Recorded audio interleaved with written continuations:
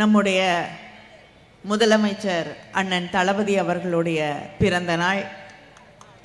அது மட்டும் இல்லாமல் நம்முடைய மிகச் சிறப்பான நிதிநிலை அறிக்கை விளக்க பொதுக்கூட்டம், அதுபோல வரக்கூடிய நாடாளுமன்ற தேர்தலுக்கான பிரச்சார கூட்டம் என்று ஒரு முப்பெரும் விழாவாக இந்த கூட்டம் இங்கே நடைபெற்று கொண்டிருக்கிறது. இந்த கூட்டத்திலே உரையாற்றி அமர்ந்திருக்கக்கூடிய நம்முடைய மாவட்ட கழகத்தின் செயலாளர் அமைச்சர் கீதா ஜீவன் அவர்களே,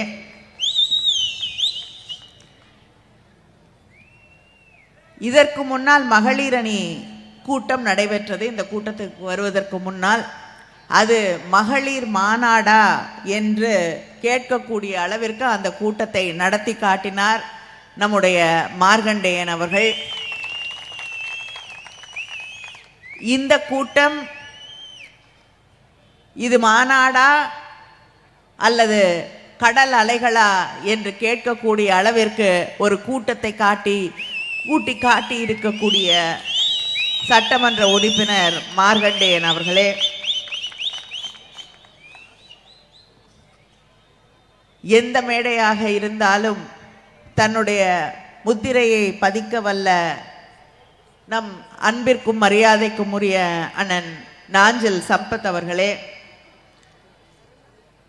இந்த கூட்டத்திலே கலந்து கொண்டிருக்கக்கூடிய மாநில நெசவாளர் அணியின் துணை அமைமுத்து அவர்களே, அன்புராஜன், ராதாகிருஷ்ணன், செல்வராஜ், மும்மூர்த்தி, கருணாநிதி, முருகேசன், காசி விஸ்வநாதன், நவநீத கண்ணன் அவர்களே, கூட்டணி இயக்கங்களை சார்ந்த ஆறுமுகம் அவர்களே, மார்க்சிய கம்யூனிஸ்ட் கட்சியின் மாவட்ட செயலாளர் ஆறுமுகம் அவர்களே, மதிமுக மாவட்ட கழக செயலாளர் RS ரமேஷ் அவர்களே, VCK மாவட்ட செயலாளர் முருகன் அவர்களே, மனிதநேய மக்கள் கட்சியின் மாவட்ட பொதுக்குழு தலைவர் கயத்தார் அஸ்மத் அவர்களே, இந்திய கம்யூனிஸ்ட் மாவட்ட செயலாளர் கரும்பன் அவர்களே, சமத்துவ மக்கள் கட்சியின் மாவட்ட தலைவர் அற்புத ராஜ் அவர்களே, ஒட்டப்பிடாரம் ஒன்றிய குழு தலைவர் ரமேஷ் அவர்களே, பேரூராட்சி தலைவர் ராமலட்சுமி சங்கரநாராயணன் அவர்களே, வார்டு கவுன்சிலர் தங்கமாரியம்மாள் அவர்களே, இந்த மாநில பொதுக்குழு உறுப்பினர் முத்துலட்சுமி ஐயன்ராஜ் அவர்களே, இந்த கூட்டத்திலே நன்றி உரை வழங்க இருக்கக்கூடிய வேலுசாமி அவர்களே, இந்த கூட்டத்திலே கலந்து கொண்டிருக்கக்கூடிய திராவிட முன்னேற்ற கழகத்தின் மூத்த முன்னோடிகளே, முன்னணி செயல் வீரர்களே, சகோதரர்களே, சகோதரிகளே, நம்முடைய அன்பு தலைவர் கலைஞரின் உயிரினும் மேலான அன்பு உடன்பிறப்புகளே,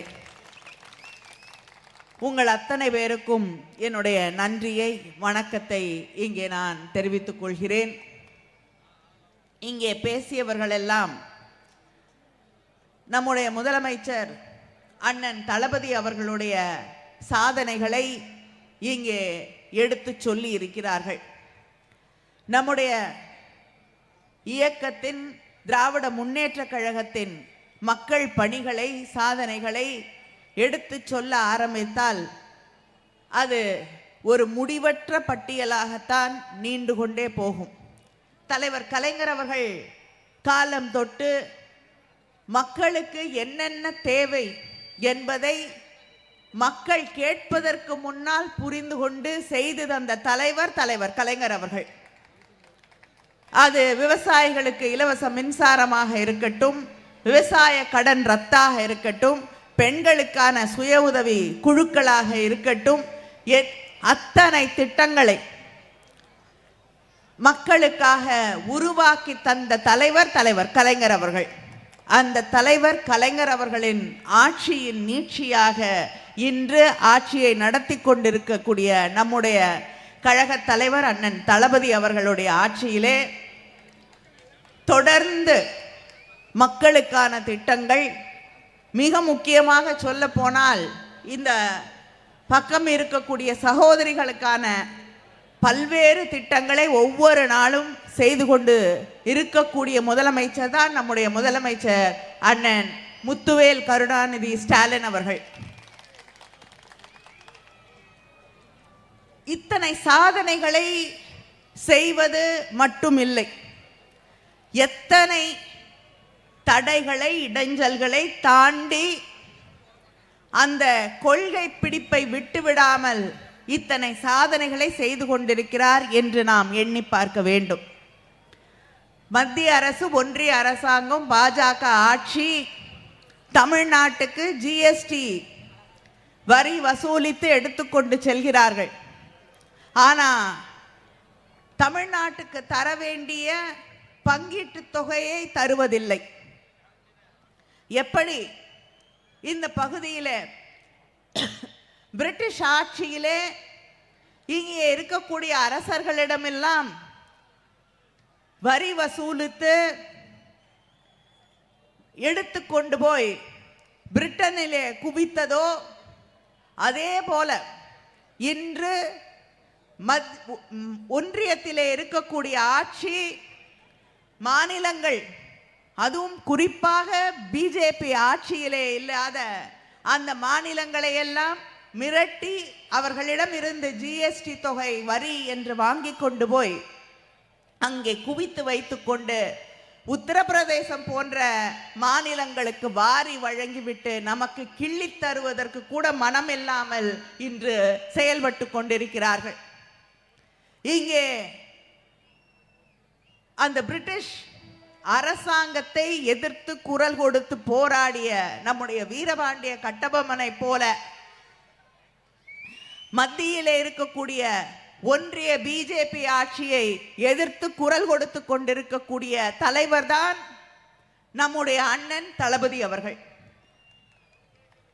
அங்கே மக்களுக்கு எதிரான சட்டங்கள் கொண்டு வரப்படும் போது, விவசாயிகளுக்கு எதிராக, தொழிலாளர்களுக்கு எதிராக, இஸ்லாமிய சகோதர சகோதரிகளுக்கு எதிராக கொண்டு வரப்படக்கூடிய சட்டங்களை எல்லாம் எதிர்த்து கேள்வி கேட்கக்கூடிய முதலமைச்சர் நம்முடைய முதலமைச்சர் அண்ணன் தளபதி அவர்கள்.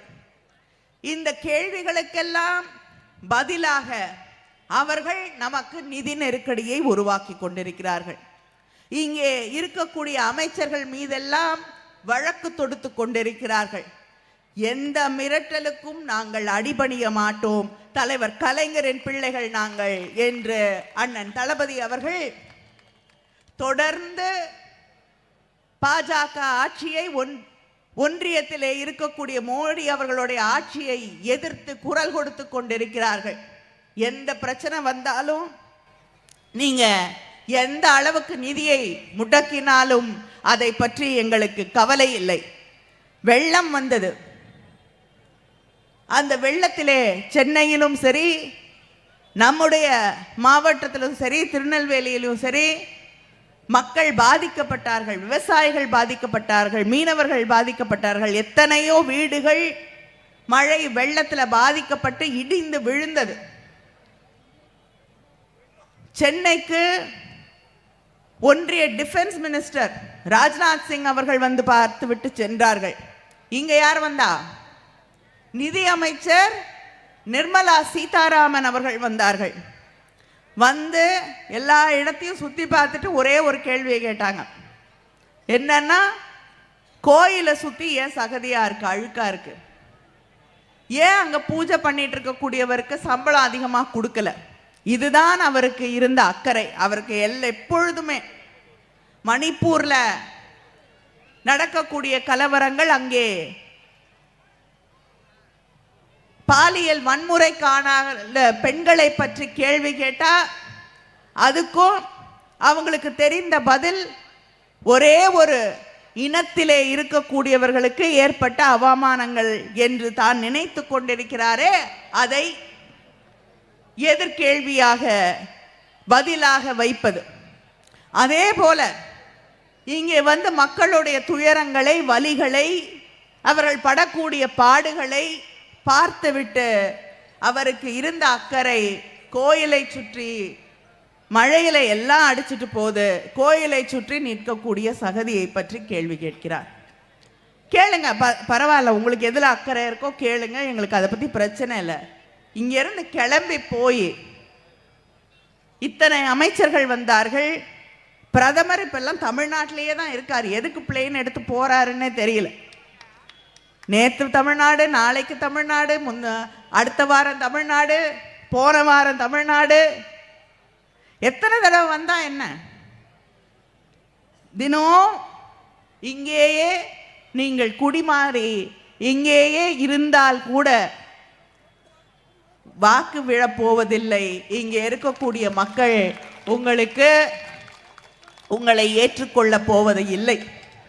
சில பேர் இப்படித்தான் நிதானம் இல்லாமல் எங்கேயோ ஏறி உட்கார்ந்துட்டு என்ன செய்யறோன்னு தெரியாம, என்ன பேசுறோன்னு தெரியாம பிதற்றி கொண்டிருக்கக்கூடிய சூழலை நாம் பார்த்து கொண்டிருக்கிறோம் இல்லையா? அதனால இதையெல்லாம் கடந்து போகக்கூடிய நிலை, இதை கடந்து போகக்கூடிய அந்த மனநிலை நமக்கு இருக்கிறது. இங்கே பிரதமர் தொடர்ந்து வந்து கொண்டிருக்கிறார். ஆனா வந்துட்டு போறாரே தவிர இதுவரைக்கும் தமிழ்நாட்டுக்கு வெள்ள நிவாரணம் என்று சொல்லி ₹1 கொடுத்திருக்காங்களா? 1 பைசா. ஜிஎஸ்டியை வாங்கிட்டு போய் உத்தரப்பிரதேசத்துக்கு டபுள் மடங்கு. தமிழ்நாட்டில இருந்து ₹1 வாங்கினா தமிழ்நாட்டுக்கு 26 பைசா திருப்பி கொடுக்குறாங்க. அவ்வளவுதான். இப்படி தமிழ்நாட்டை தொடர்ந்து வஞ்சித்துக் கொண்டிருக்கக்கூடியவர்கள் பிரதமர் வந்தபோது அந்த மேடையில் ஒரு அரசு விழாவிலே மேடையிலே பேசுகிறார். என்னென்ன பேசுறாரு? யூபிஏ ஆட்சி, காங்கிரஸ் ஆட்சி, திராவிட முன்னேற்ற கழகம் இடம்பெற்றிருந்த ஆட்சியில எந்த திட்டத்தையும் நிறைவேற்றவில்லை, கிடப்பிலே போட்டு வைத்திருந்தார்கள், நாங்க தான் நிறைவேற்றணும்ன்றார். எது? தூத்துக்குடியில வஉசி போர்ட் இருக்கு இல்லையா, அந்த போர்ட்டை விரிவுபடுத்துவதற்கு, ஒரு டிரான்ஸ்ஷிப்மெண்ட் ஹப்பை கொண்டு வரதுக்கு வைக்கப்பட்ட கோரிக்கையை நாங்கள் தான் நிறைவேற்றுகிறோம், வேற யாரும் செய்யல அப்படிங்கிறாரு. உண்மை என்னவென்றால் அந்த அவுட்டர் ஹார்பர், அந்த ஹார்பருடைய வெளியிலே இருக்கக்கூடிய அந்த பகுதியை மேம்படுத்துவதற்கு, கப்பல்கள் இன்னும் அதிகமாக வரக்கூடிய இடமாக மாற்றுவதற்கு யூபிஏ அரசாங்கத்தால் திரு சிதம்பரம் அவர்கள் நிதி அமைச்சராக இருந்த அந்த காலகட்டத்திலே 23,000 கோடி ஒதுக்கீடு செய்யப்பட்டது. அதற்கு பிறகு அடுத்த ஆண்டே ஆட்சி மாற்றம் வருகிறது. அதுக்கு பிறகு ஆட்சியில் இருந்தது பாஜக, பிரதமராக இருந்தது மோடி. முதல் நிதிநிலை அறிக்கையிலே அருண் ஜேட்லி அவர்கள் எடுத்து சொல்லுகிறார், அந்த நிதிநிலை அறிக்கையிலே நாங்க அந்த தூத்துக்குடி துறைமுகத்திற்கு 11 கோடி கொடுத்து விரிவுபடுத்த போகிறோம் என்று சொன்னதோட சரி. 10 வருஷமா அதுவும் கிடப்பில் தான் கிடந்தது. இப்ப தேர்தல் வருது, தூத்துக்குடி மக்களை ஏமாத்தணும். அதனால தேர்தலுக்கு முன்னாடி 23,000 கோடி ஒதுக்கீடு, கிட்டத்தட்ட 10-12 வருஷத்துக்கு முன்னாடி.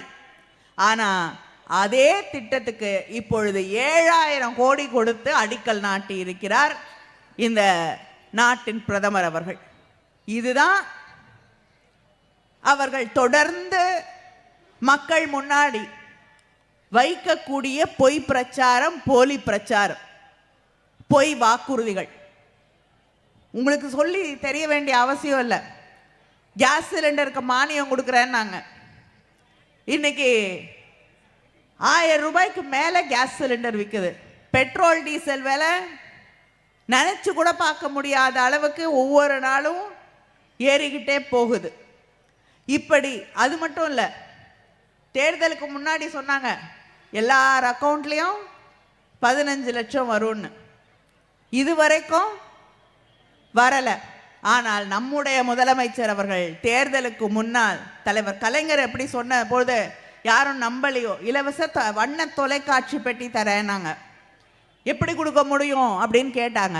ஆனால் செய்து காட்டிய தலைவர் கலைஞர் அவர்கள்.